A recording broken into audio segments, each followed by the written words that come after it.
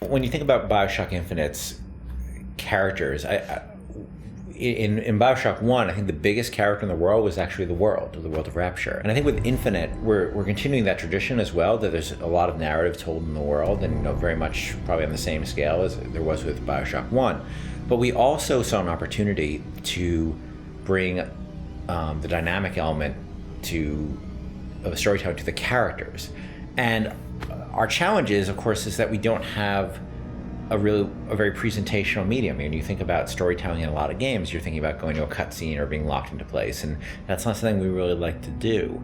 And so we created this character and named two characters, Booker and Elizabeth. One who's a character you inhabit, and the other one is a character that the AI inhabits. Back there at the shop, what you asked me to do. Let's not discuss it. No, what did that thing do to you? If he were to take me back, that's death, Mr. DeWitt.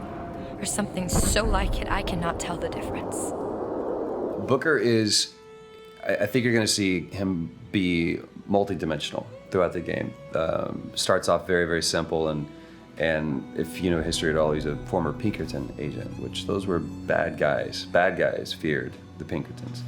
And the fact that he was kicked out of the Pinkerton agency should kind of give you a little bit of insight into what kind of guy he is. He's seen a lot. He's done a lot. He's got a lot to make penance for. And when he's presented this opportunity, which at first is just a job to him, of getting Elizabeth out of her gilded cage and taking her from point A to point B, that's where I think his journey starts, not just in a literal sense, but more of a metaphorical sense as well. Looks as if some desperate fella called this place home. What does that make us? Liz is interesting because she is really coming of age in this story, and she's figuring out what kind of woman she wants to be, kind of getting out of that little girl thing, which has been, even though she's a little bit older, I think being held captive, I mean, I would assume her whole life, or however long Ken decides, she's been held captive by Songbird. That's kind of halted her growth in terms of defining her independence. So she's figuring that out, and she's very sweet, very compassionate, and also very headstrong, which I like that about her. He's in pain. Not for long. I need you to step back. Wait, there's a tear.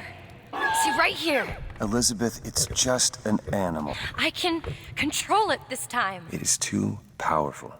You won't be able to stop it. I wasn't asking for permission.